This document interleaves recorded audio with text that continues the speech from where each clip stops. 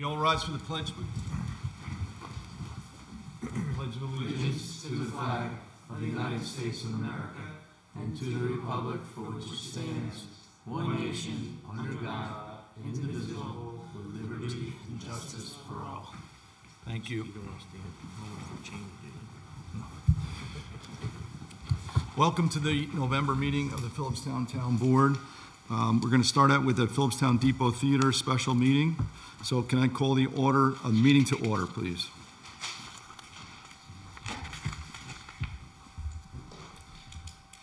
Under the Philipstown Depot Theater's bylaws, at a special meeting, the members of the corporation, which is composed of the town board plus one member of the Recreation Commission, currently yours truly, and one appointee from the Philipstown Depot Theater directors, currently Steve Ives, may elect new members to the board of directors. The Philipstown Depot Theater Board has nominated the following individual: Carrie Hilpert, 11 Bridle Path, Garrison, New York. Okay, most of us are familiar with Carrie, quite an impressive resume, to say the least. We'd like to get her on a few more positions for the town, actually. She's Yeah, great individual. she's quite something. So can I get a motion to call the meeting to order? So moved. Second. Do we have a quorum? We certainly do. I nominate Carrie Hilpert. Okay, resolved that the following individual be elected director of the corporation: Carrie Hilpert, 11 Bridle Path, Garrison, New York. Can I get a vote, please? So moved. All in favor? Aye. Aye, and I vote aye. Thank you. All set. Motion to adjourn. Motion to adjourn. Thank you, Claudio. Okay, approval of minutes, monthly meeting, October 2nd, 2025. So moved. Second? Second. All in favor? Aye. And I vote aye. Budget workshop, October 15th, 2025. So moved. Second? Second. All in favor? Aye. And I vote aye. Conservation Board. Conservation Board meeting was canceled last month. The next meeting is Tuesday, November 11th at 7:30 here. Yep. Recreation. The Recreation Commission held its monthly meeting on Tuesday evening, October 29th. The abbreviated fall-winter session kicked off this month and will run through the holiday break at the end of December. Registration for the winter session will be held early next month. In November, the Rec will partner with the Putnam Highlands Audubon Society to promote a free bird walking excursion around the Glassbury Court. The Philipstown Park at Glassbury Court. So it's going to be an exciting excursion. Registration will be via the Audubon Society's website. And there's also a popular, as you know, the senior luncheon in the fall is very popular. That's scheduled for November 19th. The trunk and treat was very successful on October 29th with the highest attendance since its inception. There were 16 trucks and emergency vehicles from 5 companies, including Garrison Volunteer Fire Department, the Philipstown Volunteer Ambulance Corps, the Cold Spring Fire Department, North Highlands Fire Department, and the Village of Cold Spring Police Department. Thank you to all of the departments from the emergency services. I think they have more fun than the kids. They did. On the buildings and grounds, there are discussions underway with the Garrison Institute to determine if any further work's required on the water tower, which, as you may remember, had some damage. I have an update on The sewer that later. plant, you do, okay. And the Depot Theater, we just held a meeting here, but there was a meeting last week to discuss a grant from the New York State Council on the Arts to construct a building on the rec center property near the water tower. The purpose of the building is to condense all of the Depot's operations, including costume storage, future programs for middle schoolers and teens, Saturday design and construction, costume design, tech and lighting design. Discussion at the meeting was about next steps because this grant is due in January 13th. And the Friends of Philipstown Recreation had the Castle to River Run on October 19th. It was a huge success. I actually was there, as was Claudio, who is here, Mozzola, who really parked a lot of cars. I missed it. And you missed it, John. So Claudio was really helpful, He had it and thank you, Claudio. Didn't have any fender benders. No fender benders, and, It's a you know, success. almost 200 people, so it was a great success, thank you. And in the Triple Crown, that's the second race in the Triple Crown. As you may remember, Philipstown Hub had a race and a walk, a 5K. The Friends of Philipstown Rec had their event, the Castle River Run. On Thanksgiving morning, the Turkey Trot will be back in Cold Spring. So that's for the Haldane School Foundation, and I think it kicks off at 9 a.m., but you can check with the Philipstown Recreation Department or the Haldane School Foundation for further details. Thank you to everyone at the Rec Department for all you do, Thank you. and to the Commission. Philipstown Hub.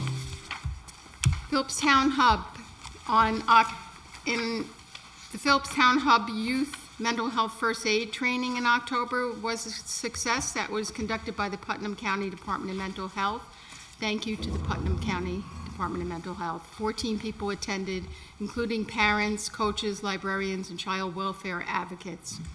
Michelle, Jamar, and Grace at the Hub were all trained, and participants were trained to recognize the signs of distress in terms of declining mental health and suicidal thoughts. On October 23rd, the Hub participated in Community Foundations of the Hudson Valley's discussion on It Takes a Village to Redefine Mental Health.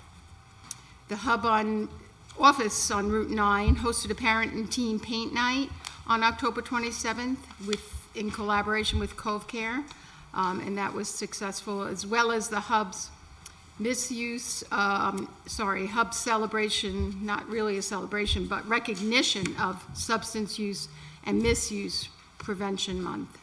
Dr. Eric Cupper delivered the Narcan training and education to raise awareness to Haldane juniors and seniors on that day.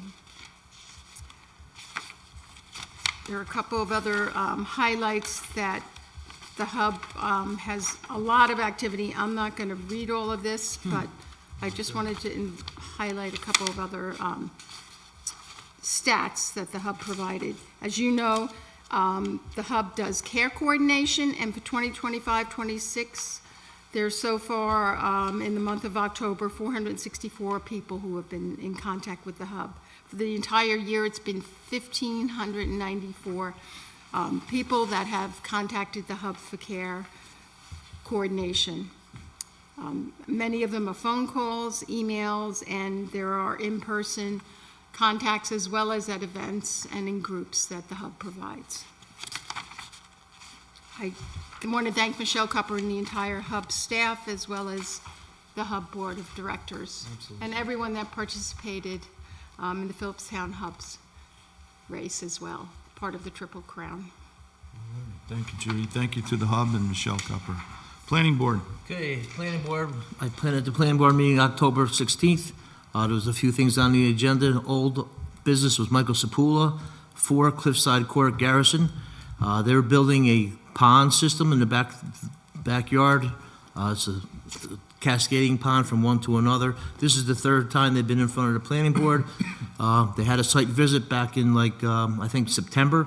From that site visit, they made some changes to it. Instead of 3 pools, they took the pools out of the steep slopes area because they need a special permit, so that's no longer required. So now, instead of 3 pools, we're going down to 2 pools, and they'll have a public hearing scheduled for the next meeting, was November 20th. Under new business, Manitoga Russell Wright Design Center down on Route 9D in Garrison there. This is considered a minor site plan. Applicant is seeking to approve building an accessory structure of an existing foundation of an old landscape tool and storage shed to serve as a workspace and landscaping staff for tool storage.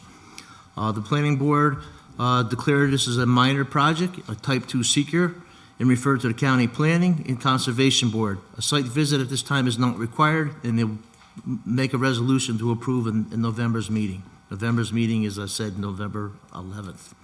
Also on the new agenda is Human 230 Jaycox Road. This is considered a minor project as well. The applicant is seeking to approve a demolition of an existing single-family dwelling in the construction of a new single-family dwelling with 6 bedrooms and 7 bathrooms. New septic system. They had a site visit this past Sunday, which I attended as well. They went over all where they staked everything out. Planning board was very happy with what they saw. So they considered a type 2 seeker action, and they will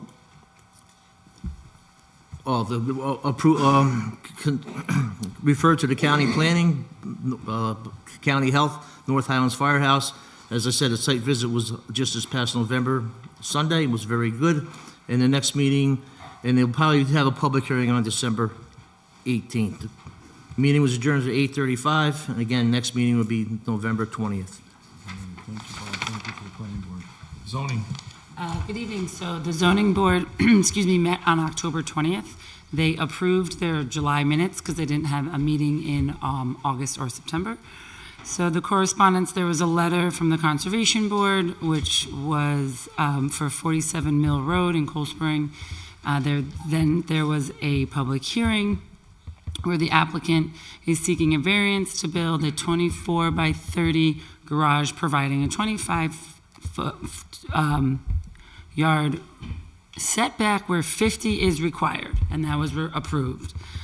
They had new business, and the applicant is seeking a variance for business signage, which will have a public hearing on November 10th, and residents on 979 Old Albany Post in Garrison, New York. The applicant is seeking a variance for a 1,100 square foot accessory building, and again, that is at the public hearing on November 10th.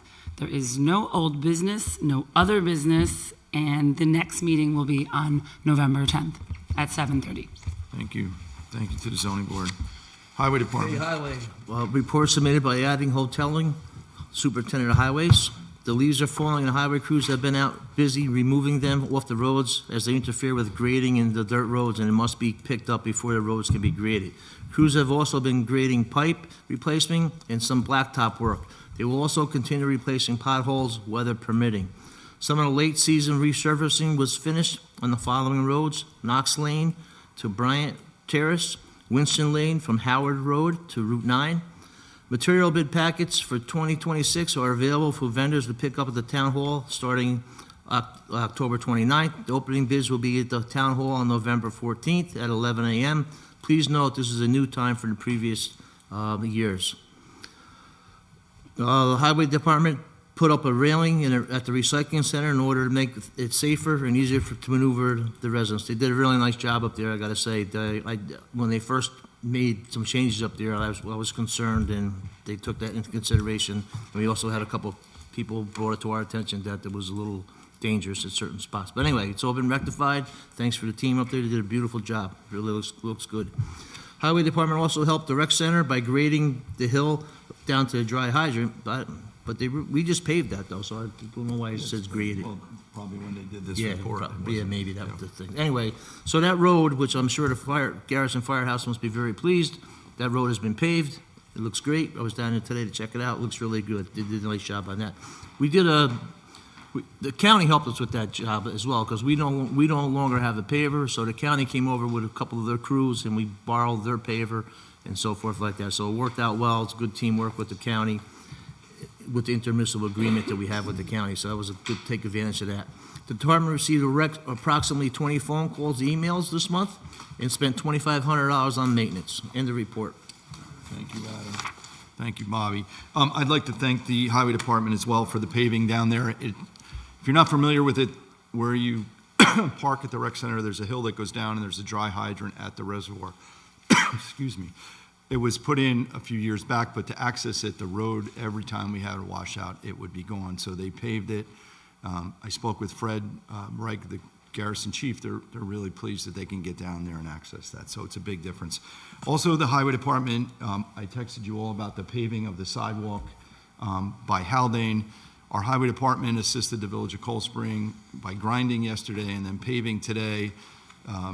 If you're not familiar with, there's a handicapped gentleman that lives on Hamilton Street that could not access the Village of Cold Spring. That's his only means of transportation currently. So I met with Mayor Foley and Adam. We picked a few of the really rough spots that were left on that sidewalk, and we fixed them today. So he now has access from Hamilton Street to Haldane, where the sidewalks are in decent shape. So I'm thrilled that we got this done before the end of the paving season, and a similar cooperation with the Village of Cold Spring and our IMA. The village paid for the material, and our crew did the work. So thank you to all of them and to the village that we got this accomplished. So I'm extremely proud of it. Building and land, I have nothing. Oh, the tower, it's in the, and cemetery committee? Nothing to do with. Nothing. All right, before we get into the agenda, this is the biggest agenda I think we've had in about a year and a half. So we're going to try to really push through this. We're going to start out with, well, Tara, it's your call. Go ahead. First up is Climate Smart Coordinator Martha Upton to present on the draft Philipstown Fleet efficiency policy updates. Thank you, Martha. I got you. All right, thank you, everyone. I am going to move through this fairly quickly. I don't think you're going to have many questions about the changes that our committee has made, but you may have questions about the things we decided to leave the same from 2020. So anyway, I'll alert you when we come to things that you need to really give some thought to. So we haven't had much occasion to return to this policy since it went into effect because we haven't replaced any of our light-duty vehicles since 2020. And all of our heavy-duty vehicles were exempt from fuel efficiency upgrades due to a lack of options.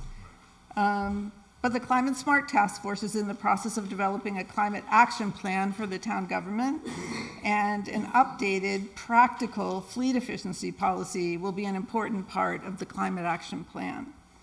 I worked on this updated policy with the Task Force Climate Action Plan Committee, Paul Thompson, Ben Davis, Jillian Mincer, Heidi Wendell, and Peter Davis, and a few of them are here tonight. Before creating this draft, we met with the Highway Department folks, including Superintendent Hodlinger. Is that how we say it? Sorry. We won't tell them you said that. And we went through the original policy line by line, and we have incorporated their suggestions into these updates. The Highway Department was responsible for pretty much all of the work outlined in the original policy. We felt it was important to simplify that work as much as possible and also to distribute some of the review and oversight responsibilities that the policy requires. Our goal tonight is to go through the original policy, show you the changes we propose, and get your thoughts. So I have this PowerPoint here, but before we look at that, I want you to know that we will get Climate Smart points for the updated policy. We will also get Climate Smart points for the Climate Action Plan.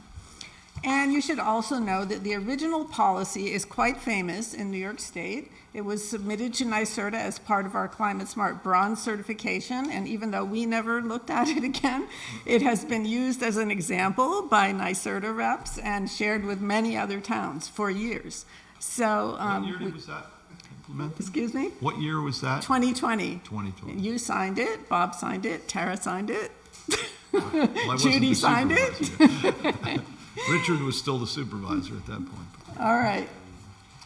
So before we look at the policy, I wanted to give you some context. And I gave you a piece of paper that has our current light-duty gas vehicles in the fleet. So basically, because all of our heavy-duty vehicles are exempt in this policy, these 4 gas vehicles are what we're talking about right now. Building has 3 and rec has 1. Thank you. So I just wanted you to be aware. We currently have NYSERDA grant money that could pay for 2 new electric vehicles, but we have to commit by June if we're going to use the money. At that point, the grant money will evaporate. So my feeling is we should commit as soon as possible so I can get the process rolling. One of these, the 2015, is definitely, it's time to go. Well, there are 2 2015s. What's that? Do you mean the Probably not building used much. department one? Yeah, there's three of them over there. We only have two guys, but the 2015, it's got 105,000 miles on it. Yeah, That one needs to go for sure. And then they would, the Jeep was a hand-me-down from the highway department, the Cherokee, which they didn't want, the highway department didn't want it. okay. So they gave it to them. That's got the lowest mileage, so that should be, and then if we replaced one with the EV, or we should really have two, right? We have the ability to buy two more. We have the ability to buy two. So we actually don't have to decide tonight which ones we replace, but I would like to get your commitment that I can use the money to get those two EVs. So, but the rec department also has an EV, They do. but they They- still have But they held on to the original truck. the gas one, Yeah, Right. and we could get them another EV if they want one. right? Can you give it to me? Well, it actually could be possible for us to get an EV for town board use for official business. If you Maybe thought like a that golf would be cart. useful. John, could they sell, if you're replacing it, they could just sell It that, has to go to auction. go to Yeah, auction yeah, and then that's replace it with an EV? Well, no, the money's there for the EV. You're saying just, the money. Yeah, if there's right. one if there's a gas that's getting replaced and it's getting EV, could they just Yeah, it sell goes it to and auction. generate some, okay? Yeah, absolutely. Yeah. Yeah. Use the money for something. Yeah, so we have some time to pick that Yeah, we up. can Yep. talk about that at, maybe at the next meeting. Yep. But I just want you to have that context that we're really talking about 4 vehicles here. Doesn't matter what type of vehicle it is, as long as it's an EV. I It mean, has to could be a an pickup, EV. It could can be a anything, right? truck, it can be a car, whatever we want. Yeah, okay. Okay, so I'm going to go through this little slideshow if you want to turn around. It just We seemed have- like the easiest way. Oh, you have it up there. We're high tech, Wonderful. Martha. All right, so on the first page, I just changed the wording of this because it was referring to an old greenhouse gas emissions inventory, so the new one will read, accounting for more greenhouse gas emissions than any other municipal operation as outlined in the town's 2022 government operations greenhouse gas emissions inventory. So that's just updated.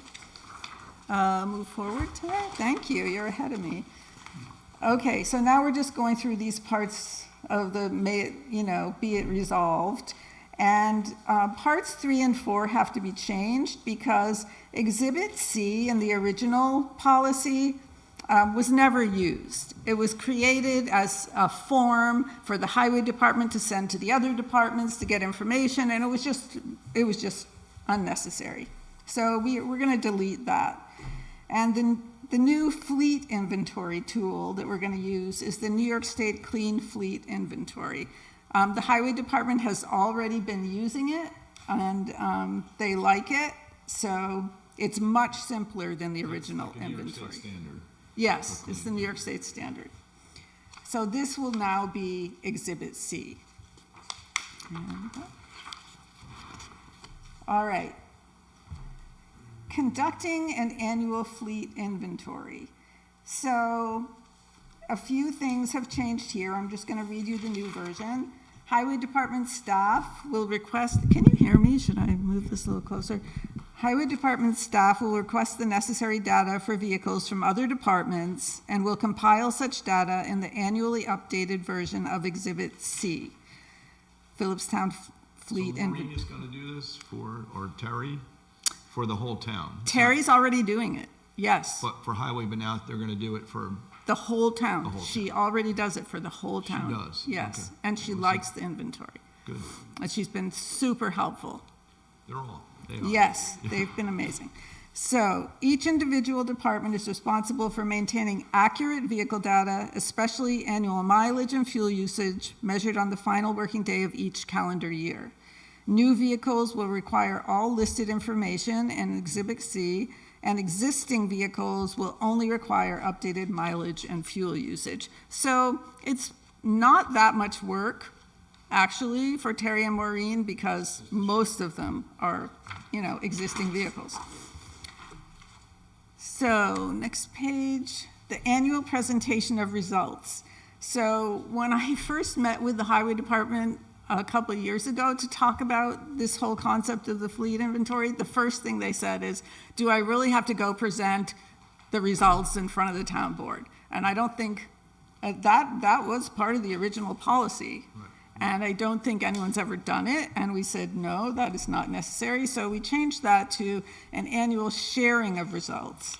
Highway Department staff will share the completed annual fleet inventory with the town board, the town clerk, and the Climate Smart Coordinator via email. The town clerk will make the results of the updated fleet inventory available to the public via a link on the town's website. What we're thinking is we'll keep these Climate Smart documents, kind of their home will be on the Climate Smart website, but we could put a link onto the town. Okay. Moving on to, I think I went too fast there. Okay. Back on the last page, it says vehicle weight class definitions. We went through these with the Highway Department folks, and they were fine with those definitions, so they have not changed. The minimum fuel efficiency standards on the next page, I'm sorry, the previous page, there we go. The minimum fuel efficiency standards. So these also are from the 2020 policy. We did not think it was necessary to change these because we looked up all the cars that we thought would be a good idea to get, and they all fit within these. Yeah, so they're still good. The one recommendation we have is that we propose that any new light-duty truck should be an EV. There are excellent options on the market, and the NYSERDA grant money will only pay for EVs. They don't, Highway doesn't have any light duty. No, they don't. They're all heavy duty. right. So They don't even have any medium duty. They only have heavy duty vehicles. Right, because they use them for plowing. Right, Right. right. So, so that was what we're proposing, that it with the other vehicle classes, there's language in there that if you wanted to get a plug-in hybrid, that would be an option. But we're saying, but there are no plug-in hybrid trucks in this country. There are some in Europe, but not here. So it just didn't make sense to have that. All right, next page, minimum fleet efficiency standard. The standard in 2020 was 25 miles per gallon. We proposed that we move that up to 30 miles per gallon just because there's been so many improvements in vehicle efficiency since 2020. It just makes sense. Okay. And for the annual fleet efficiency policy review, we took this off the hands of the Highway Department, and the task force is going to take on this policy review. The Philipstown Climate Smart Task Force will revisit this policy annually after reviewing the updated town fleet inventory and will recommend to the town board any updates to the above fuel efficiency standards, including currently exempt vehicles. So when in our conversations with the Highway Department, it was clear that this was not something they were really thinking about or interested in doing, and we do have folks on the task force who are very interested in keeping up with all the new developments in the heavy-duty vehicles. So that's what we thought would be just most logical. All right, the vehicle replacement plan. And when we get to the next page, there are a few things you're probably going to want to weigh in on. So number one, effective immediately, all new vehicle purchases will meet the above minimum fuel efficiency standards, excluding exemptions. Right. All right, let's go to the next page, and this is where we have our recommendations. Number two, departments should prioritize the use of EVs over gas vehicles in daily operations to the degree practicable. And we wanted to put that in because a department might get a new EV and then just not use it, which wouldn't be great. So we want to encourage people who have the EVs to actually use them on a daily basis. Well, if that's all they have.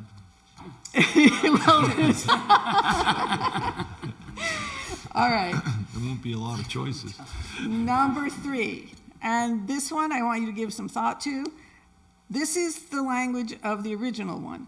By 2030, 100% of existing light-duty gas vehicles in the fleet will be retired or replaced with vehicles that meet the above minimum fuel efficiency standards. So, we have 4 vehicles. We can get 2 new electric ones this year, or next year. Do we think that 2030 is a reasonable deadline for retiring those other 2 vehicles or replacing them? I think so. Without Yeah. a doubt. All right, excellent. Now, this last thing we put in there, just, kind of explaining a little more about the replacement plan.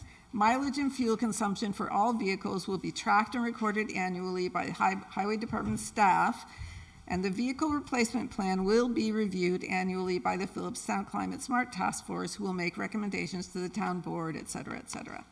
So the task force has taken on 2 jobs of reviewing, and we're happy with doing that. And we will report any recommendations to the board. Does that sound good? All right, next page. Now, there's just some language in here that nobody understood. It says, until the Highway Department updates its fueling system to allow digital data tracking for all vehicles. Did that ever happen, or was that ever considered? The Highway Department seems to know nothing about it, so we just took that out. And then basically what we're doing on this page is removing the old fleet inventory, all these items, it's actually 1 through 23. 23 is on the next page. All those are going out, and they're being replaced with these items, which are in the new New York State fleet inventory. There's only 13. It's very simplified, and Makes sense. yeah. All right, next page again, just because there, I have one question. yes, The equipment, like the grader, loader, is that all included in this inventory? yes, It I is. think so. Well, they're licensed, they have plates on them, and they're. Yeah, I think they're included. If they're considered heavy-duty vehicles, they're included in the inventory. Are they diesel vehicles? Yeah. Yeah, Well, they're equipment, really. I mean, there's track machines that would not be on the road, and I don't know how. I Okay. believe the whole fleet is clean diesel at this point. okay. So- I mean, I don't know the answer to that, but I'll send you the last completed Okay. inventory. So again, this is just about how we're not going to present the results the way we used to. We're doing it a new way, sharing of results.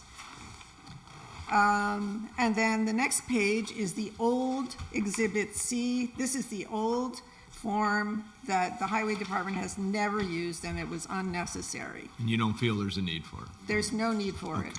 They're doing great without it. And this is the old inventory, which is being replaced with the New York State Clean Fleets inventory. Right. And on the next page, we have what the new inventory looks like. Oh, there's nothing. Oh, sorry. Well, this is what it looks like. Very streamlined. It's very streamlined. Clean. All right, are there any more? Yeah, okay. Any more questions or comments about the updates? No. Would we need a resolution to update this? It is. There's a draft It is. resolution attached at the end of the packet that you guys have, yeah. Can we do it tonight, or do we need to? Other items, if you want to, you can do it tonight. Sure. Is everybody okay with? We're good. Yeah, We're good. Fleet looks good. yeah. Yay! Such a good job updating. Yes, thank you, and the highway department, too. Yes. Yeah, Efficient. yeah. All right. Then, if you're willing to do that resolution tonight, it would be awesome. I want to go back to my original request. Could I get the go-ahead to tell NYSERDA we're going to use our grant money for 2 new EVs? I am certainly in favor of it, I don't see why not. especially if it's got the right price tag, free. We have plenty of money for them, don't worry. Yeah. We might Spending even, other people's money is good. it's so good. All right, that's all I have. Thank you so much. Do we need to read through this resolution? Oh. I don't think we do. There are kind of three different sections of the resolution because, let me look at it. Steve, Oh, it approves all of it? Oh, okay. you're saying we should wait to The consider three half there, that until and other then, business? yeah, so Oh, it's okay. all included in the Okay. resolution. Okay, It looks like perfect. to me Yeah. anyways. Yeah. Yeah. Yep. Tara, do you want to go ahead and read through the resolution? Steve was just saying we have to move it up onto the agenda. I guess, Tara, formally, you just have to move this resolution up onto the agenda. The resolution, it's part of the packet, but it's not listed as a resolution on the agenda, so that. What they're gonna do is, they're gonna consider this, under other items, number 19. And then John's gonna move it up to number 1A, I guess. I don't know which one, number 1, with Climate Smart. Okay, so I'm going to move this resolution from item 19 of other business up to number 1 where it is included. So do you want to go ahead and read the resolution? This Town of Philipstown Town Council Resolution Number of 2025, adoption of Philipstown Fleet Efficiency Policy. Whereas the Town of Philipstown recognizes the costs associated with operating a municipal fleet, including maintenance, fuel consumption, as well as purchasing and insurance, and whereas the town seeks to manage costs associated with fleet management, and whereas the town recognizes its municipal fleet as a significant source of fossil fuel usage, accounting for more greenhouse gas emissions than any other municipal operation as outlined in the town's 2022 Government Operations GHG Emissions Inventory, and whereas the town seeks to reduce its GHG emissions as per its Climate Smart Communities Pledge Resolution passed on June 7, 2017, and whereas the town identifies the improved maintenance and efficiency of its municipal fleet as a key way to achieve its goals of lowering costs and reducing emissions. Now therefore be it resolved as follows. 1, that the town of Philipstown adopts the fleet efficiency policy attached hereto as Exhibit A and made a part of this resolution, and that said exhibit is hereby approved and adopted. That the town of Philipstown adopts the fleet inventory procedures attached hereto as Exhibit B and made a part of this resolution, and that said exhibit is hereby approved and adopted. And 3, that the town of Philipstown adopts the fleet inventory tool attached hereto as Exhibit C and made a part of this resolution, and that said exhibit is hereby approved and adopted. Can I get a motion? So moved. Second. Councilwoman Cotter. Aye. Councilman Flaherty. Aye. Councilwoman Farrell. Aye. Councilman Angel. Aye. And I vote aye. Thank you, Mark. Thank you to the whole committee. Next on the agenda is Sage Hamilton-Hazarika, Corridor Coordinator at Underground Railroad Consortium of New York State, to give a presentation on the Harriet Tubman Underground Railroad Byway. Welcome, Sage. Thank you. Thank you for coming. Yeah. Thank you.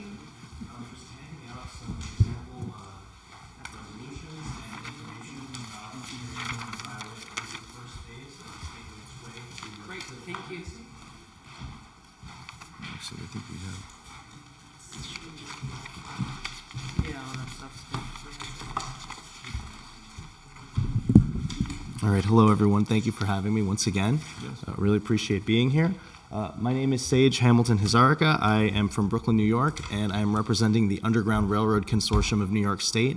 It's a 501c3 that's dedicated to the preservation and promotion of Underground Railroad and abolition history all across New York. It's a partnership of about 40 different member organizations that have different levels of organizational capacity, from small independent research teams to fully functioning and staffed museums, and we even have a couple of national heritage areas that work with us as well. One of which, the Niagara Falls National Heritage Area, teamed up with one of our destination marketing members in Cayuga County Tourism to partner with our organization to apply for an EDA grant, a federal EDA grant that was granted to us in 2023, which we applied to with the idea of developing the plan for a scenic byway dedicated to Harriet Tubman and the Underground Railroad. So a scenic byway is a state or national roadway recognized for its intrinsic qualities, and designation helps protect these routes and the cultural heritage sites located along them and hopefully it promotes tourism. So why a Harriet Tubman Underground Railroad Byway is significant is because it would be a vehicle for education, preservation, and economic growth. It would foster community pride, enhance residents' quality of life, and preserve historic and natural assets, inspiring people to be agents of change. And it commemorates the stories of freedom seekers on their journey by providing exceptional and inclusive experiences along its eventual border-to-border route. Now, when I say border-to-border route, the plan for the Harriet Tubman Byway is to designate 500-plus miles of New York State roads that connect these various stories of the Underground Railroad. It spans from New York City up to Albany and over to Niagara Falls. We've been going on a huge statewide journey of requesting and securing resolutions, municipal resolutions from all of the 170 plus municipalities that our proposed route goes through. Currently, the first phase of this byway plan, which is listed on the sheets that I gave, the first phase from Auburn, New York, which is where Harriet Tubman's post-Civil War service home was, to Niagara Falls. We have all the required resolutions for those, so we're moving forward with an advocacy campaign to get a bill into the New York State Legislature with the Senate and the Assembly. And then for the rest of that 500-mile route from Auburn, New York to Albany to New York City, we're still in the process of securing municipal designations. So before I guess read into more of what a byway is and what the benefits are, I'm happy to field any questions about Philipstown's My place. question, it looks like you're going to use 9D, the 9D corridor. Correct. Because it's following the Hudson, basically. It follows the Hudson, and we chose to use the east side of the Hudson for this route as opposed to the west side because of the known occurrences of Harriet Tubman using the train line, which parts of the train line that is still in use today, it's the same, maybe not the same tracks, but the same route and some of the same historic stations. And then upon full designation of the byway, we would still include the historic sites that are about 4 to 5 miles on either side of the tracks. So yes. Thank you. Yeah, absolutely. No, so we're honored to present and to ensure that Putnam County, but also Philipstown, and then eventually also the village of Cold Spring are included in this north to south route because with just the capabilities for car travel, cycling, bus, maybe even boat down the line, to bring people through the region and highlight the important history that exists here. It's just a great opportunity to bring people together in the state. I was just looking through some of the regulations. It says no billboards. I mean, that 9D corridor is pretty clear. There's nothing, I can think of any billboards or anything.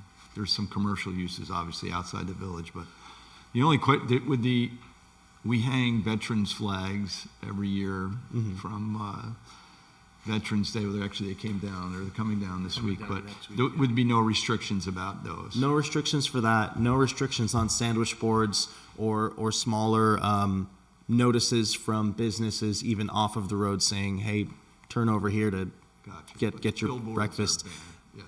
Permanent commercial billboards. Same 90 from here to Beacon, that the Fjord Trails also is trying to, wow, that's a lot of tourism. It's a lot of tourism. Who's Well, paying for all that? so sorry.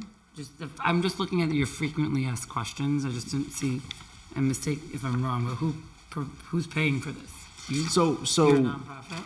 we are a nonprofit. The funding that we got was to hire staff and a cultural heritage consultant that helped us write the full version of our corridor management plan that we've been working with New York State DOT. I'll leave a copy with the board so that you have that. And this document is the document that the DOT reads to determine whether or not we're eligible to even move forward as a bill in the state. As far as the monetary investment, DOT has committed to installing wayfinding signs that say this road is a part of the byway. Any other fundraising that we're doing as a byway management organization is to produce websites, marketing, attend tourism conferences, things like that. And that's our own expense that we're incurring and spending and not asking from, Well, from the the concern is municipalities. always over tourism in the town of Philipstown, and Yeah. as Councilwoman Cotter mentioned, the Fjord Trail is developing an area on 9D from the village of Cold Spring north, so there is already a concern of over tourism. This scenic byway exists already, and in the western area. It doesn't exist yet. We're moving forward to get legislation for the first segment from Niagara Falls to Auburn, New York. Nationally, a Harriet Tubman byway does exist from Dorchester County, Maryland, where is the birthplace of Harriet Tubman, up to Philadelphia, Pennsylvania. I know that the state of Pennsylvania and the state of New Jersey are also looking for connective routes that would go from Philadelphia to New York City, where our segment would continue. But part of what is in our corridor management plan is that we want this program to be sustainable for all of the areas that it goes through. So if there's a concern for over-tourism, we would be happy to work with the town to identify the times of year, specific events that it would be more appropriate to market and advertise or not. And the whole idea of the scenic byway is that people continue on the route. Hopefully they'd spend their travel dollars at the appropriate places. But if heads and beds is a concern due to lack of supply over here, we could certainly work with you to ensure that the style of tourism matches the needs of the town. And what's your timeline? I'm just curious. I know you've prepared a draft resolution, but is there a specific timeline for getting the resolutions from all of the municipalities? This month or next month would be great. But that being said, for the resolutions for what we're calling phase 2 of the byway, which is New York City to Albany to Auburn, we'd love to have those municipal resolutions by the spring at the latest, just so that we can go forward with the same thing that we did with phase 1, which is where we're alerting legislators and also New York State DOT, because they're also working with us to do all of the requisite digital mapping and identifying all of the road resources that also make up a significant chunk of this overall report. So the sooner that we have resolutions from a county and all of the municipalities within it, then we can officially include you in the overall plan, saying that the road intends to be here. Yes. In order for it to come through here, the village of Cold Spring would have to do it because it's on 90. The town of Philipstown would have to adopt it, and Putnam County. Correct. So, and this is your first stop. This is our first stop in Putnam County. A couple days ago, I was in Columbia County, securing Germantown. And actually, that's the last of the municipalities in Columbia County. So we have, as far as full counties and sub municipalities, we have New York County, Bronx County, Westchester County, Columbia, and I believe Dutchess too.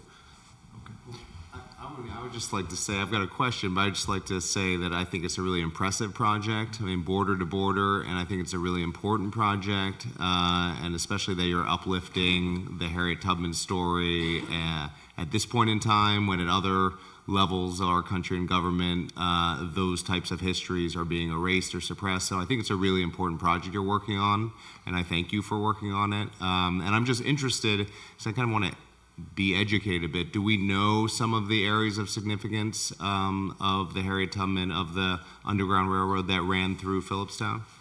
Well, specifically the train line. We know she took the train line regularly from New York City to Albany, back and forth. There could have been many other areas that she may or may not have been, but because of the agrarian nature of the upper Hudson Valley, it was less likely that freedom seekers would camp out. There were less large population centers where there was infrastructure like inns and restaurants, etc., that were more conducive to specific sites. But there definitely is Underground Railroad and abolition history all up and down. And the byway is called the Harriet, Tubman, and Underground Railroad Byway because it connects those stories. So not just Harriet Tubman, but the other freedom seekers, other groups like the Quakers that existed up and down this corridor that were working together to advance freedom.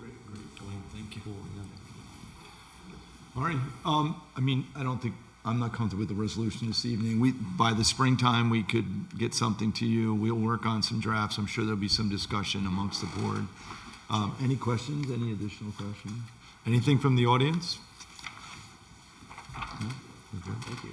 And I'd like to note that with the draft resolution, the last two paragraphs on the first page, those are the ones that DOT deems are necessary for a localized version of the resolution. Okay. The first part saying that the municipality is in support of the byway, becoming designated as a state byway, and then B, the one that focuses on signage.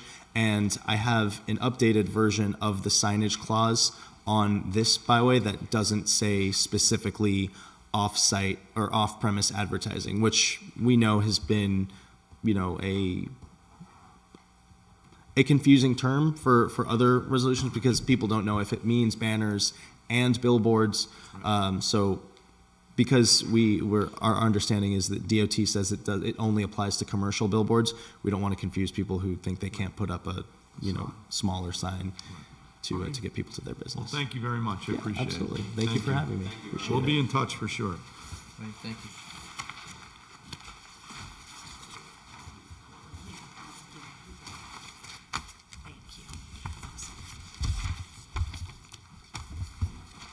Next is a resolution referring the Depot Theater building plans to the Town Planning Board and Town Building Inspector for review and comment, and this is a roll call vote.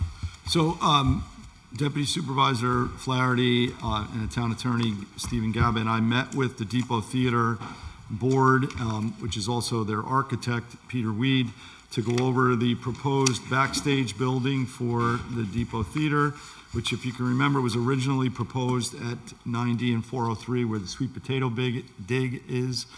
OSI and several others encouraged us to relocate it to the rec department, which I think is a great use of the facility. It's convenient. It also provides a future for the building if something were to happen to the Depot Theater, which I don't see ever happening, but it could be repurposed there. There also will be storage area for the rec center fields. There is bathrooms, which will be out at the fields as well, so people can utilize those. We no longer will need porta potties on that field, so nor at the town park soon, because the bathrooms will be working there. So it'll be amazing. We'll save a fortune not paying for porta potty. So the plans are available here. Steve, do you have any comments? We're going to refer it to the planning board. Yeah, the process is, because the building is being built for the town, site plan approval from the planning board is not required because the town's not subject to its own land use regulations. Nevertheless, the town board is going to want to have the building inspector and the planning board take a look at the plans and flag any issues that they might see, because you don't want to say, go ahead and build it, and then once it's going up, turn around and say, oh my gosh, you can't have this, or you need to add that, or the other thing. Everybody should be on the same page. So this is, it's an informal referral. It's not courtesy referral. Informal referral to the planning board and to the building inspector, asking them to review and report to the town board regarding these plans, to flag any issues that they might have. It's not an approval by the planning board. The building inspector isn't going to issue any approvals yet. The building permit will have to come down the line. But for the time being, this will be, you'll get input, hopefully for your next meeting, as to any issues. And I hope there are none. Hopefully they take a look and they say everything looks great. But if there are, then they'll tell you, and you can go back to Depot Theater and say, gee, you need to do this, that, or the other. Right. I did reach out to the fire chief because the size of the building would trigger a review by the fire department. And his comment back to me was, as long as the building will be built to New York State code and have an inspection by the building department, He's fine with it. It's going to be sprinkled. There is a water supply there, obviously. It's right underneath of the tower. And it will have an alarm system, and that's what he was concerned about. I said it'll certainly meet New York State code. So could I get a motion that we refer the plans for the Depot Theater backstage building to the Philipstown Planning Board? So moved. Second. Second. All in favor? Aye. And I vote aye. Thank you very much. Oh, I'm sorry. Councilwoman Cotter. Aye. Councilman Flaherty. Aye. Councilwoman Farrell. Councilman Angel. And I vote aye. Thank you. It's a nice looking building too, the building. It down is. there. The It's plans very are nice. available if anybody would like to see it. Tara, they're on the website or? They're on the website as part of this agenda, yeah. Gotcha. John, they should go to Greg 1 or 2 to look at. Oh, yes. Yes, and And the to, building. and to the building department. Thank you, Steve. Next is a resolution accepting the resignation of John Greene as Deputy Building Inspector effective November 7th, 2025. Well, I regretfully, I will propose we accept this, but John has been with us for a few months, and I've had nothing but compliments about John, which is unusual for somebody that's going out to enforce the building code. So, but he has been well received in both villages and in the town of Philipstown and in the town of Putnam Valley by both of the building inspectors. So I do appreciate the time that John gave to us. He was a gentleman and worked well, and I wish him success going forward. He did get offered a much higher salary in Westchester County, and I certainly can't criticize him for taking that. So can I get a motion to accept the resignation from John Greene? So moved. Second. Second. All in favor? And I vote aye. Thank you to John. Next is a resolution appointing James Manno, Deputy Building Inspector, effective November 10th, 2025. Okay, so when we did interview James, we also, John, we also interviewed James. And at that point, James did not have all of his certifications to hit the streets running, so we ended up hiring John. But James also, Bobby and I, you interviewed him, as did Greg, as did the Putnam Valley Building Inspector and the Supervisor. So I look forward to James coming on and also, helping us in the town of Putnam Valley. So can I get a motion? Everybody looked at the resume? Can I get a motion to accept James Manno as Deputy Building Inspector effective November 10th, 2025? So moved. Second. All in favor? Aye. And I vote aye. I wish him well with Greg. Next is a resolution appointing Fred Romer, Superintendent of the Continental Village Park District, and this will also be effective November 10th. Hi, Fred. Welcome. For those of you that don't know Fred, which most of us do at this point, during Mike Phelan's illness, Fred stepped up and certainly took over and helped us out, and has been doing the job for an extended period of time at this point. So I'm thrilled that you're going to be stepping up and being our director down there. So welcome. And This is a life term, right? it is a life term. It's a life sentence. 30 years, right? Mike was there for 30 years. No, nor will we. So can I get a motion accepting Fred Romer as the superintendent of the Continental Village Park District? So moved. Second. All in favor? Welcome, and thank you, Chuck, too. Next is a resolution authorizing Supervisor Van Tassel to sign the Putnam County Real Property Tax Service Contract for 2026. Now, this is a yearly thing. Can I get a motion to accept this and allow me to assign the county tax? Second. Second. All in favor? Aye. And I vote aye.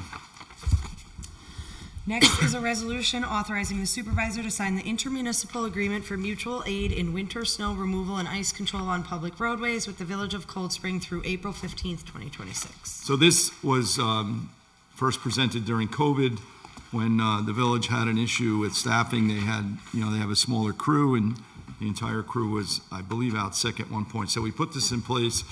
We have covered them a couple occasions for salting and plowing, and we were reimbursed for it. So we just needed to update this. I don't know if we've utilized them yet, if they've helped us with anything, but it does work both ways. It's reciprocal if need be. So can I get a motion approving the intermunicipal agreement for mutual aid in winter snow removal and ice control on public roadways with the Village of Cold Spring through April 15th, 2026? So moved. Second. All in favor? And I vote aye. Next is a resolution approving the agreements for the county emergency broadcast tower, and this is another roll call vote. Steve, do you want to just briefly go through what this actually is? We've been talking about this tower for about 5 years now. Yes, it goes back quite a ways as far as that goes. The county wants to put an emergency broadcast tower on the town's highway department in Nelsonville. And it would be used only for emergency broadcasts, no other purpose, no other users. OSI holds a conservation easement on the property prohibiting any use except for the highway department. So 3 years ago, I forget when we started this, my goodness. An agreement was reached with OSI under which they would allow the emergency tower to be built, and in return, the town and the county would provide certain open space properties to them. That agreement is embodied in a memorandum of understanding, which the terms have been were finalized once before. They had to be revised because the county needed to get New York State authorizing legislation to allow the deeding of its properties. So anyway, you have the final version of the memorandum of understanding under which the tower can be erected, and it's agreed that the conservation easement will be amended. You also have the amendment to the conservation easement, which is between you and OSI. The amendment is simply to allow the building of this communications tower. You were required to enter into a lease agreement with the county, under which the county can build the tower on your property. Wow. You need to have provision that they keep it up, and this will allow for that. And then OSI had wanted an agreement, kind of a belt and suspend, I'm not going to stop saying that, kind of an extra protection measure under which if, God forbid, the tower fell down or someone was injured, that the town and the county would be obligated to indemnify them. Since they're not doing anything, you'd be obligated to indemnify them anyway. So if they wanted it, that there was no problem with it. So those are the agreements that you have before you with this resolution. And with this resolution, you'll approve those terms, then you can sign them, and we'll be squared away on it. So this tower is standing, they're still working on it, they were putting transmitters on it today. This is the final piece of the puzzle for the new Putnam County Emergency Services Communication System. So it is working well, even without this tower, but this will really, I know there was some issues like down on Lower Main Street where they still weren't able to police communication inside buildings. Right, so this is supposed to eliminate any dead areas, but so this was the last piece, and thankfully we got through it. Tara, do you want to read through them? Can I ask a quick question? Sure. So it referenced something in here, 18 acres being given over to Hudson Highlands Land Trust, which sounds like a good thing. What was there a part of this deal that land from town and county went over to Hudson Highlands Land Trust? Land from Putnam County was given, and from the town of Philipstown, and it's on. I don't think the deeds were ever executed. The deeds were agreed upon, but I know the county hasn't deeded the land yet, and I think the town still has to actually have you sign those deeds so that they can go over. But yes, there's a bunch of the small single lots. I think It's there's on the 8 or it's 9 on that the town is the given. creek in Continental Village. What's down by you guys? What's the creek? Sprout Brook. It's on Sprout Brook. It's land that the town, I think, got through unpaid taxes. Yeah, so It's yeah. good, the county, and actually, the land, you're right, Jason, the land trust's gonna hold it, not OSI. It's OSI agreeing to this in order that the land would go to the land trust. Oh, that's good. They are mandated to get, if they give up land, they have to accept land somewhere. So we had to come up with property. And we had this, they're just putting the easement on that, which will protect Sprout Brook as well. So they were excited about it. Rather than protecting the back of our salt shed. Go ahead, Tara. Resolution approving agreements for county emergency broadcast tower. Unless it goes on quite a ways. You might wanna waive the reading on this resolution, it goes on quite a It's ways. one page. You made us read the other ones. Too. Why would That's that- true, yeah. All of a sudden, we're not. Yeah, it's true. Yeah, it's one page. Is it only one? I have one. dense, though. I'm happy to waive the reading of this resolution. Is everybody happy to waive the reading? Yes. Okay, so we're gonna waive, can I just get a motion to accept this resolution? You need a motion to waive. Okay, motion to Second, all in waive favor, this again. resolution. So moved. Second, Second. all in favor? And okay, now a motion to accept the resolution. So moved. Second, okay. Councilwoman Cotter. Aye. Councilman Flaherty. Aye. Councilman Angel. Aye. Councilwoman Farrell. And I vote aye. Thank you. Next is a resolution introducing a proposed local law to prohibit commercial petroleum storage facilities in the town of Philipstown, and this is a roll call vote. Okay, so we did notice a flaw in our zoning thanks to a building application. We have addressed that. Steve, do you want to just break down why we're separating these out into different laws? All right. So the town became concerned about the possibility of substantially sized oil storage tanks. In this particular case, it was heating oil tanks, being placed on property in the town. And the way that the code was written, large tanks such as that could be placed in close proximity to streams, wetlands and the like. One of the major points in your zoning code is that the town is on top of, the entire town is on top of an aquifer. And it's a pretty fragile aquifer, some of it more so than others, like Clove Creek's, highly environmentally sensitive. And it isn't appropriate to allow that type of use in an area where it could cause that type of environmental damage. So the town appointed the zoning update advisory committee to research three particular areas. One was large petroleum storage tanks. Another was gasoline stations, and where gasoline stations should be allowed in the town. And the third one was hybrid petroleum storage facilities. That's businesses like a heating oil storage business or a truck depot or something like that, where they need a large container with gasoline or oil or what have you in it in order to conduct their business. But it isn't just there for storage, it's kind of an accessory use to the business. And the committee met and we had studies done as far as the need for large petroleum storage facilities, not only in the town but regionally, as to where they might be. And it was determined that given the large petroleum storage facilities, for example, across the river and in other places, there's not a need for additional large petroleum storage facilities in this area. Certainly not in the town of Philipstown. And we have some already existing. Well, not as large, big as, but yes, we do, yes. So the appropriate action, given the lack of a need for additional ones and the environmental sensitivity of the town, the committee decided would be to ban altogether, prohibit large commercial petroleum storage facilities in the town.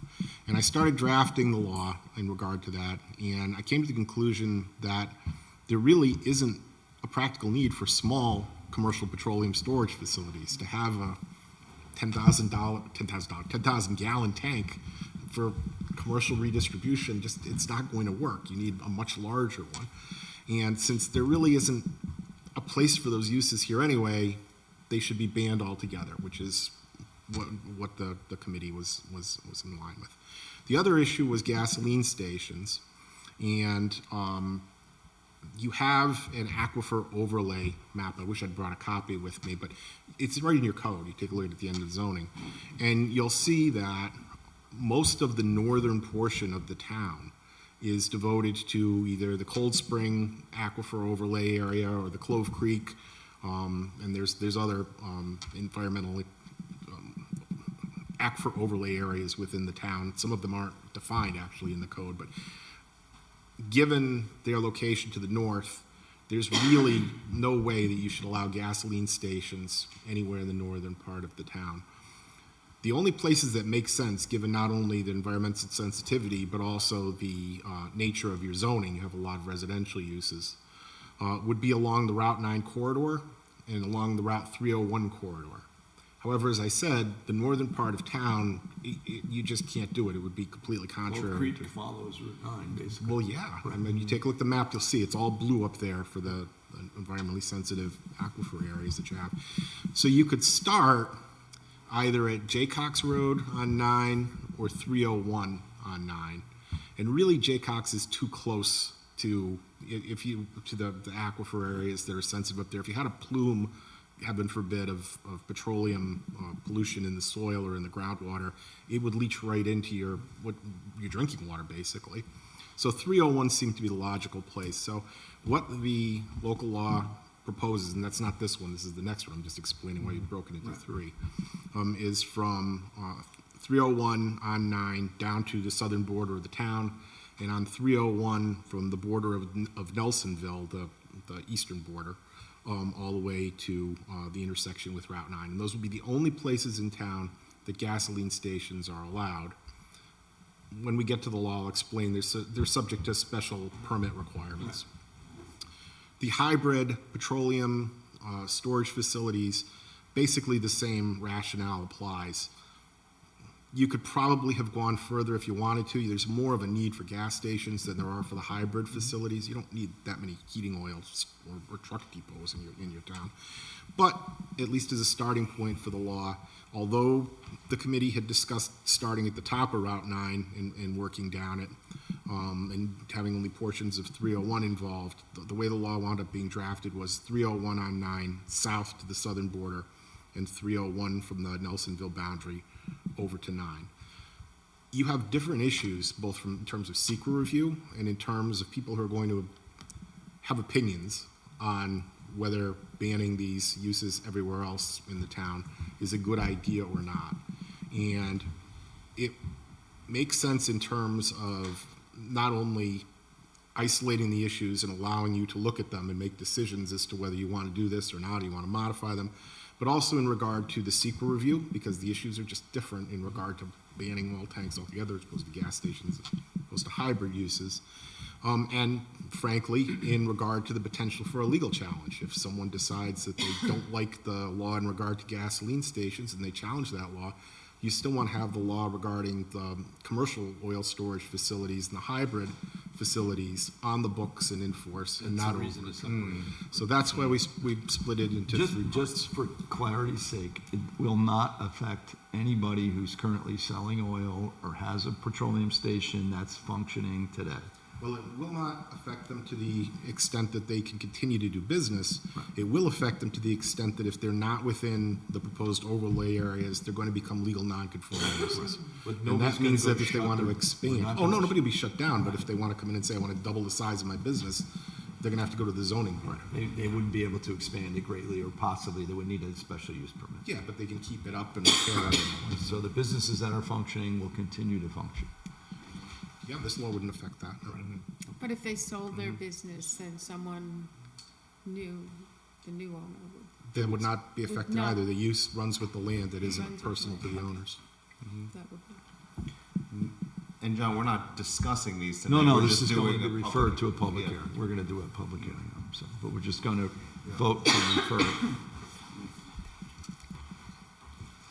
Steve, you're good? Yeah, unless you want me to talk about the other two laws, but you're on this first one now, so. Right. But I think basically they're all self-explanatory. You've read through, everybody's read through what they're proposing, and I just wanted to get the reason why we separated the three of them. I'm going to make a motion to waive reading each of these resolutions. Can I get a motion to waive item 11, 12, 10, 11, and 12 from reading? Second? Second. All in favor? Aye. And I vote aye. So we're going to refer these to adopt the resolutions, right? Okay, so the first one is the gasoline stations. No, it's the No, the petroleum. first one is to Oh, prohibit 10, I'm commercial sorry, petroleum yeah. storage facilities. Okay, so can I get a motion for that? So moved. Second. Second. Councilwoman Farrell. I vote aye. Councilman Angel. Aye. Councilman Flaherty. Aye. Councilwoman Cotter. Aye. And I vote aye. And the public hearing set for December 4, is that Yes. acceptable? So all of these are just All the three same of them. public hearing? Yeah.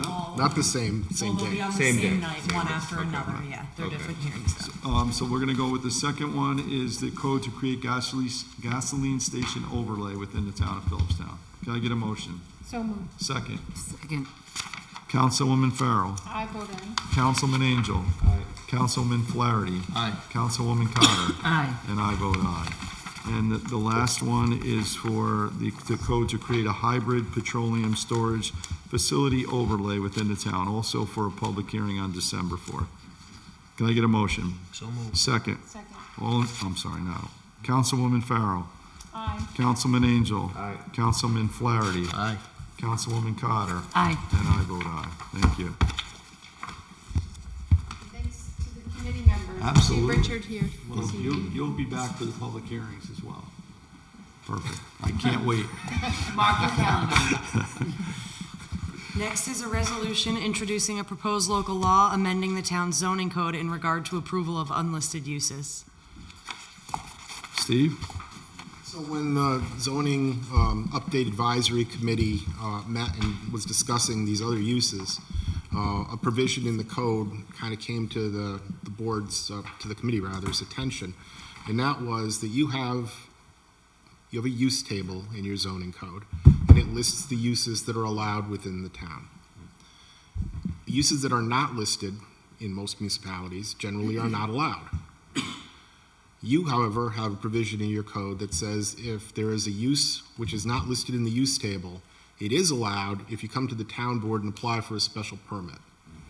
The special permit criteria is not that difficult to meet, and you could wind up in a position where you're forced to allow a use which you never approved. We have no and- idea what it could be. Exactly. So what the committee had proposed was just eliminating that and saying if you don't have a listed use, it's not allowed. If you have a use which may or may not fit within, you have some categories like service businesses, and it's not cut and dried exactly what they are. Instead of coming here, you would apply to the ZBA for an interpretation as to whether they constitute that or not. But if they're not listed in the table at all, you have to come to the town board and ask for a zoning amendment in order to have it. Which would be a much more lengthy process than a It's special. completely discretionary with the board whether you allow it or not. So, I mean, it gives you much more control over what gets built in your town. Because So God knows what's out there that we can, it's not on the And nobody knows what the future holds, so, I mean, And that's how most towns or municipalities have that approach. I guess. Yeah. Okay, can I get a motion to waive the reading of this resolution as well? So moved. Second. Second. All in favor? Aye. And I vote aye. Can I get a motion to delete the provision? that- Sorry. just adopt the resolution. Adopt the resolution. Set a public hearing, make an referral. Accepting the public hearing on December 4th. Motion, please. So moved. Second. Second. Councilwoman Farrell. Aye. Councilman Angel. Aye. Councilman Flaherty. Aye. Councilwoman Cotter. Aye. And I vote aye. The big December 4th. Wow.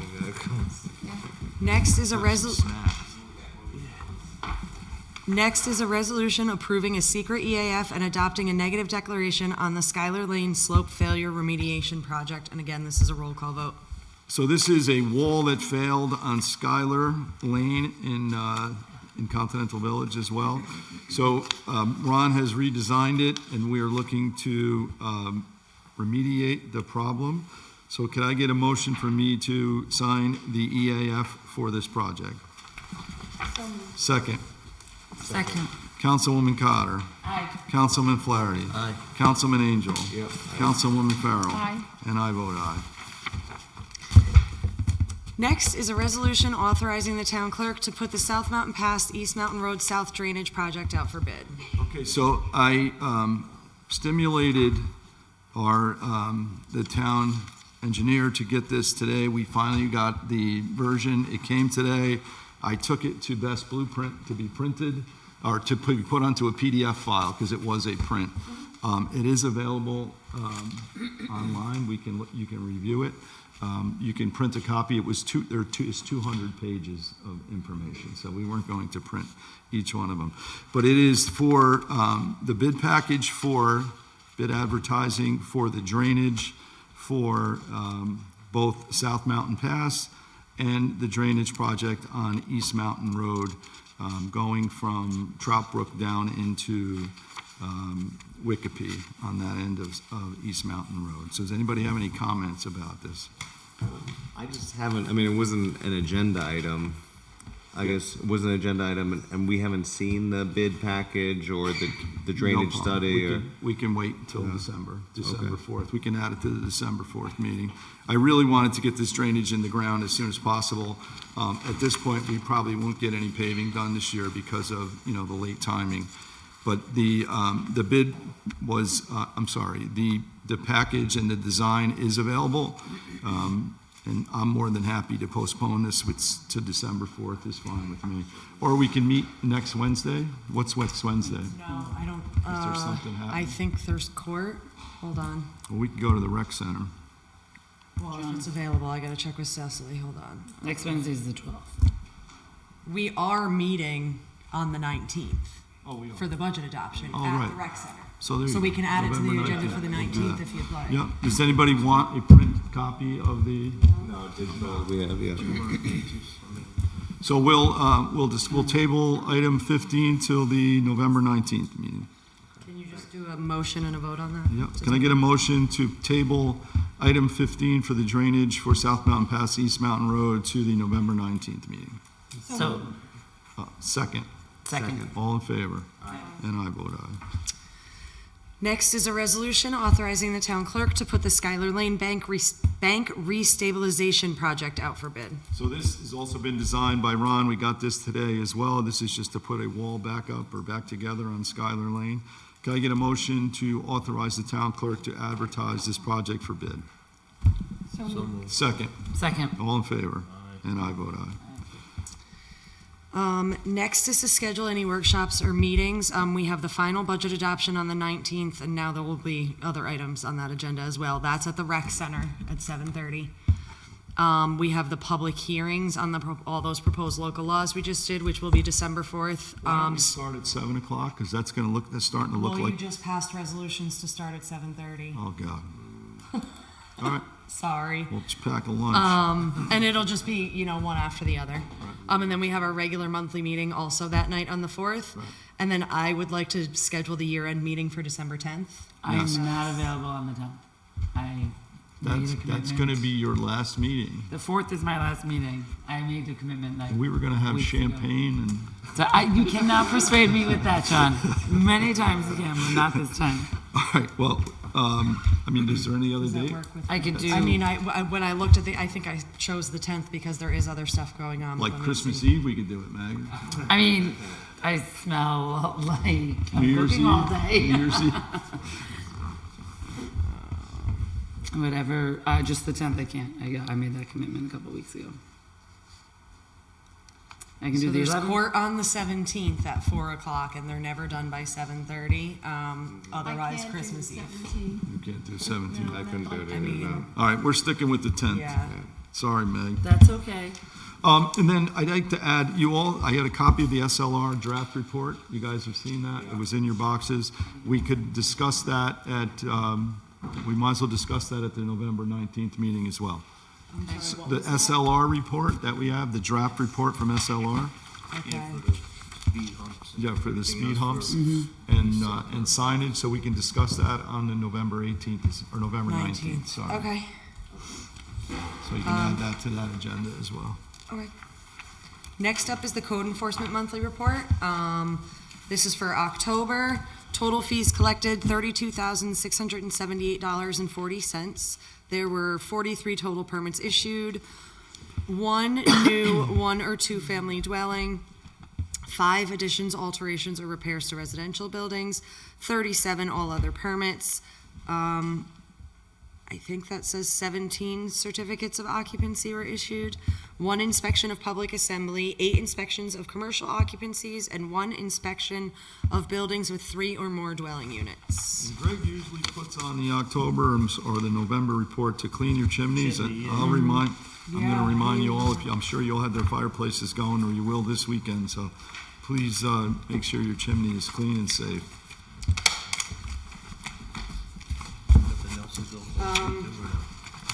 Next, oops, sorry, go ahead. So the only other thing, we had discussed the water tower. Councilman Flaherty and I met with the representatives from Garrison Institute today. We kind of went through the whole agreement, which I never understood our percentage of what we had to pay there. and it's all based on water usage. So if we use 30% of the water, we pay for 30% of the bill. So we worked through a program today. We're gonna get a copy of the agreement, which we can't seem to locate, but Sue seems to say we have it. But we'll get our hands on it. We are responsible for $17,440 towards the 2 leaks that we just had on the water tower. The total bill was like $56,000, so our portion was 17. We did pave the road, as we mentioned earlier, so that's going to be worked out of the expenses going forward with Garrison Institute. And then we also were down there for quite a while where the old water chlorination plant was, and where it's currently, it's like 2 buildings that are merged together. One side is in good shape because it's newer and it's actually where the chlorination takes place. The other part of it is no longer in use and falling down. So I'm meeting with Cody and I forget the gentleman's name from the Garrison Institute who was there today to work out a plan to just get rid of it, tear it down.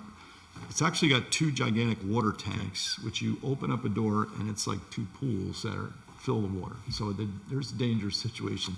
And the roof, a tree came down on the roof and broke the rafters, but it's no longer being used for the water system. So my thought would be to just get rid of it.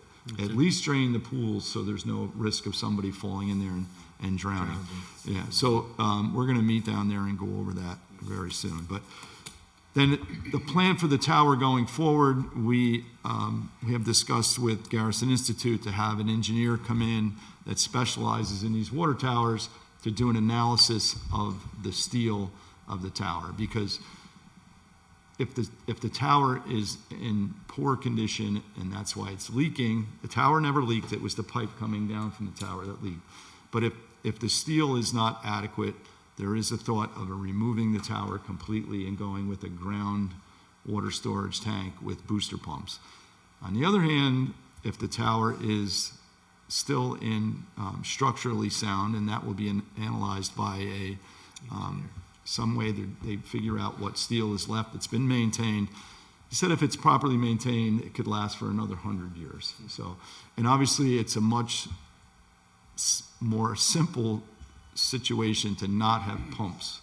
Like there's pumps that bring the water into the tank, but then it's head pressure, it's gravity that creates the pressure for the building. So I'm certainly in favor of keeping the tower, and I can't imagine what the expense would be to get rid of it and to build something else. But so that analysis will be taking place. There's also a couple issues within the tanks that have to be addressed because it's there's a potential stagnation of the water, which needs to be addressed. The water is chlorinated. The water that's coming out of the system is chlorinated, so it's all meeting the testing requirements from the Board of Health and with SEMCO. So we're okay, but long-term, if we're going to do some repairs, that's going to happen. It also needs to be painted every 25 years. So it was done, I can remember I was on the board, I think it was 2010 or 2012, it was painted. So my thought is if there is going to be work and they're going to have to drain the tank, it might as well be, painted, because it has to be painted inside and outside. So it's a big process. So, but that analysis will be taking place soon. It's being handled by Garrison Institute, so they'll be reporting back to us on the tower. So that's the latest on the tower. Yeah. Anything else from the board? I just wanted to say thank you, John, for that update. And I know the Rec Commission is concerned about that. So. I did want to say I attended Assemblywoman Dana Levenberg's healthcare forum. She had a forum. Assemblymember Levenberg held a forum to discuss with her district the impact of the federal healthcare cuts on the community. And it was very enlightening and also a little concerning, and I'm sure people are concerned about the impact of what's going on their health care plans or their health coverage. That's the result of a federal bill known as H.R. 1, which is something that the local Congressman Mike Lawler, supported. So I urge people to reach out to Congressman Lawler because this will be in effect in 2026. As well as there is a government shutdown going on now, and the whole reason for the government shutdown is over healthcare cuts. There are credits that people who are currently receiving health insurance coverage in the United States, and this is across our state, but there are people in our town who are covered by health plans in the New York State of Health Marketplace. The credits that they currently enjoy will be gone in 2026 because it is mandated in that bill. And the reason for the government shutdown is that there are people who do not want millions of Americans and the hundreds or thousands of New Yorkers to lose their health coverage. So you have a congressman in this district who voted for it. You can contact him. It did not, the cuts have not been implemented yet, but they will go into effect in 2026 if something is not done. That's a reason for the government shutdown. And unfortunately, as a result of this, there are other officials who have decided to stop the food nutrition program known as SNAP. So there will be people in Philipstown who will lose their benefits. That went into effect at the beginning of November. I would strongly urge people, again, contact Congressman Mike Lawler. He can have influence in this area. He is a member of Congress and has a relationship with the Speaker of the House, Mike Johnson, who we would like to see all of them go back to work and do their job because you are paying their salaries. They should open up the government. People's health, their nutrition is at risk. And in the interim, I would suggest people donate to the regional food bank. They can designate it for the Philipstown Food Pantry.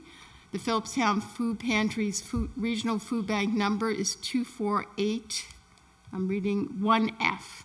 And the regional food bank has a website, regionalfoodbank.net, and then you can designate the Philipstown Food Pantry as the recipient so that people can get the food that they need during this time when their nutrition benefits are being cut by the government. I'd like to address that too. We've both been delivering, first of all, thank you to the Daverin Farm for producing 30,000 pounds of sweet potatoes that have been donated to local food pantries, local and regional food pantries. Bobby and I both delivered. I made a delivery last Friday. I brought like 4 loads, and I know Bobby has as well. So like 4,000 pounds I've distributed to 4 different food banks. And you get to these places, and it's mostly people in their 70s that are retired, that are volunteering, wheeling these bags of food around. So last Friday I went to one, and the people were like, "You're the town supervisor?" I'm like, "Yes, I am." "What are we going to do about the cuts in the SNAP program? What are we going to do?"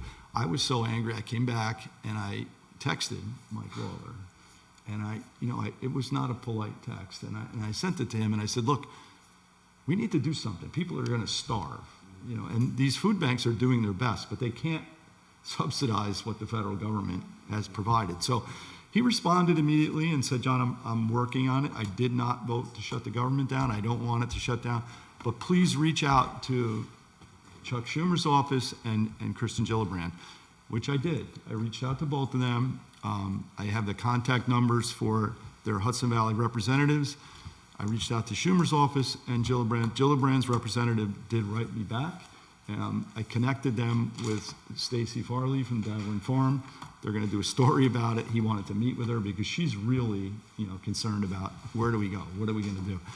I have yet to get a response back from Chuck Schumer's office, and I know it was delivered, so I'm going to write him again. But it's not a good scene. People are going to starve, which is not acceptable in the richest country in the world ever. It's just not an acceptable thing to think about. Anybody going to bed without food in their stomach is just something that shouldn't happen, or you shouldn't be denied health care. Not in the wealthiest country in the world. They're making it a false choice, and I'm not saying it's a partisan thing, but there's a false choice here. We don't need to do either. No, they need to go back to work. You're absolutely right. They need to go back to work. That they have to release the funding. Yeah, and there's a partial. Well, they said they're only going to do partial, but the ruling was you have to release the full amount. Right. Right.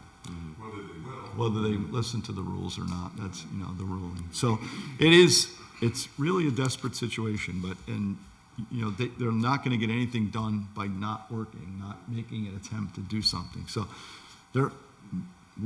Town of Philipstown has done their part. It's amazing what Daverin Farm has produced, and I hope she comes in. Last year she did a production, and I know there was a film today. I didn't make the big dig. I know you were there. We planted, and we've certainly been delivering, but it's the amount of food that came out of that acre of property, and it's such a great model for other communities that have, every town's got land like that they're not utilizing. And according to Stacy, the other communities are not accepting the proposals to do it, and I just don't understand. It's a win for everybody. I mean, it's just. Well, there's probably not people in their communities that we that have are willing like to do what the Stacy and Daverins the are doing, Daverins but do. I That's think probably there the biggest thing. have been proposals from other groups to, so she's really, her and Peter have done just an incredible amount of work to assist with this program. And it couldn't have come at a better time where there is nothing. I was at one in Newburgh yesterday, and there was trucks coming in. I don't know where all this stuff's coming, but there was just crates of bananas and crates of carrots, and now they had sweet potatoes to go along with it, and winter squash, right? They grew winter squash. Yeah. So my thanks to the Daverins and Stacy Farley and what they've done, and all the volunteers in this town that have stepped up to really produce an amazing crop. I think it was 30,000 this year, 30,000 pounds of sweet potatoes just off the town property. So thank you, and thank you for bringing that up. We all need to do our part to make sure nobody goes hungry or without health care. So thank you. Tara? Next is anything from the audience. Audience? Yes. Please, sir. Yeah. Carl, you shouldn't really go south on the pass. Can you use the mic? Mike's picking me up. Come on, Carl. This is late now. We're going to move right along here. Thank you. I met with Adam, our superintendent, highway superintendent today, and our town engineer. And I'm like the first person to lay eyes on these drainage plans. My brother has had a FOIA request out for them filed on September 30th, 6 weeks ago. And it seems, I don't know, the town engineer hasn't made them available to the town. As you know, they came out today. Right, they came out today. So, there are some issues with the drainage. There seems to be a lot of piping coming down. I don't know, have anyone had a chance to look at them? No, I have not. Well, there's at least 30 or so collectors, the concrete. Pardon? Catch basins. Yeah, catch basins. And we have an issue, with a concentrated amount coming out. Now, I don't really have a solution putting it on our side, but that can be something. My understanding from the highway superintendent is that there's no new release points. They're all currently being used as release points, and it's just more the same pipe just being reinstalled, and the discharges are all in the same locations as they are currently. Right. Right. But, for now, it's just a natural runoff into... It's everywhere and full of dirt. Into the, and of course, there's a lot more water. How do you figure there's more water? Because there's no dirt absorbs some of the water. But the and same amount is... Pavement does not. Okay. And the piping is smooth, like this. It's not corrugated, which will slow the flow. And The reason they got away from that corrugated is because it used to be metal and used to rot away. So Yeah. now they got plastic that's smooth and that's right, reasonable. it outlasts. Yeah. Right. And and then there's like a whole network of piping that collects water from both sides and puts it on. If you consider South Mountain Pass being an east-west road, so it would be on the southern side even though, it doesn't. Russell's a little upset that the bid resolution was not on the agenda until late. What time was it posted? Immediately after I received the plans. Right, 6 o'clock or so? No, it was posted at about 11:30 this morning, Okay. Yeah, when we received as soon as I received it, And- which was and we just- after and we you just saw them tabled at the highway department. Right. And they were tabled. immediately sent to him per his FOIL request. I Right, can't right. supply something I don't have. Acknowledge he got PDFs. Oh, he did get it, because he didn't acknowledge it. We just decided to table that bid and review of the drainage plans until the November 19th. The meeting. November, that's a Yeah. Wednesday at the rec Yeah. center. Yeah. 7:30. Yes. At the rec center. I'm paying some attention. So, yeah, that, that's a 200-page plus document, and that includes a lot of pros and legalities in it, right, that are We done. chose not to print it because it was too. Right. Right. It's available electronically as well. Right. And, well, he'll be there then, so Look forward to it. look forward to it. Yeah. Thank you. Thank you. Anything else from the audience? Yes. Come on up, Chuck.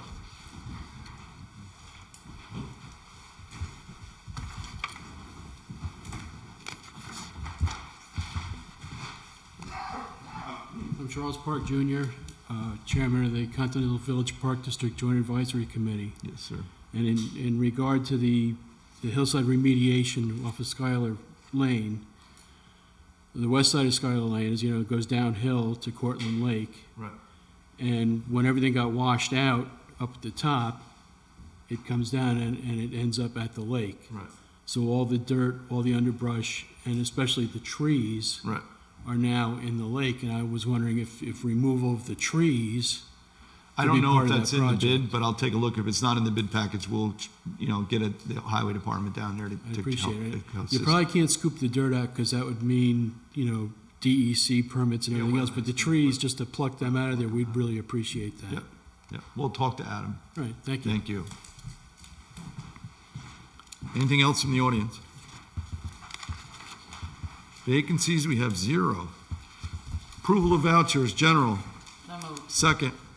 All in favor? And I vote aye. Highway. Second. Second. All in favor? And I vote aye. Continental Village Park District. So moved. Second. All in favor? Continental Village Water District. Second. Second. All in favor? And I vote aye. Motion to adjourn. So moved. Thank you so much.